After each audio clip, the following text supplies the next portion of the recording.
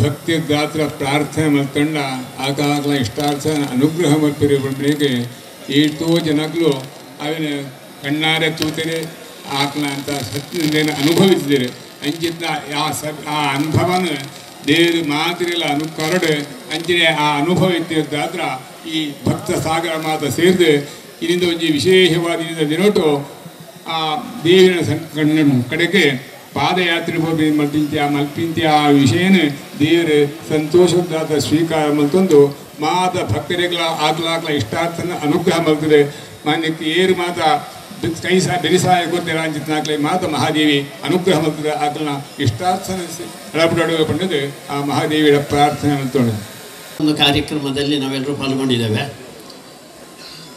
ಅಮ್ಮ ನಮ್ಮ ಸರ್ವಶ್ರೇಷ್ಠ ಜೀವಿ ನಾವು ನೋಡ್ತಾ ಇರುವಂಥ ಅಂಥ ಅಮ್ಮ ಅದು ಬರೀ ಒಂದು ಕಲ್ಲಿನ ಮೂರ್ತಿ ಅಲ್ಲ, ಮಣ್ಣಿನ ಮೂರ್ತಿ ಅಲ್ಲ, ಅದು ಸಾಕ್ಷಾತ್ ನಮ್ಮ ಭೂಮಿ ತಾಯಿಯ ಒಂದು ರೂಪ.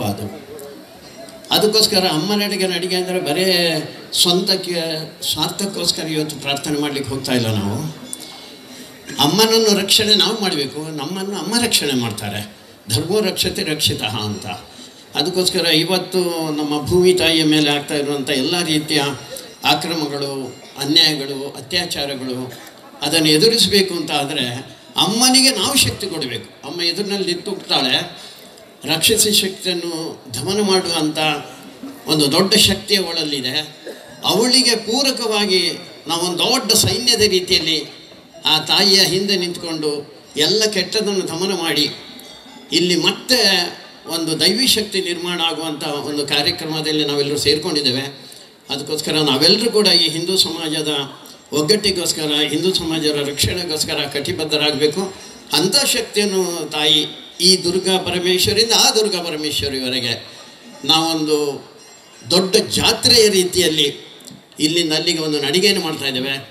ಆ ಕಾರ್ಯಕ್ರಮವನ್ನು ಸಂಘಟಿಸಿದಂಥ ಸಂದೀಪ್ ಶೆಟ್ಟರು ಮತ್ತು ಅವರ ಜೊತೆಯಲ್ಲಿರುವಂಥ ಎಲ್ಲ ಬಂಧುಗಳಿಗೂ ಕೂಡ, ಅದರ ಜೊತೆಯಲ್ಲಿ ಬಂದವರಿಗೆಲ್ಲರಿಗೂ ಕೂಡ ಆ ತಾಯಿ ಅನುಗ್ರಹ ಮಾಡಲಿ. ಎಲ್ಲರಿಗೂ ಶುಭವಾಗಲಿ. ಜೈ ಶ್ರೀ.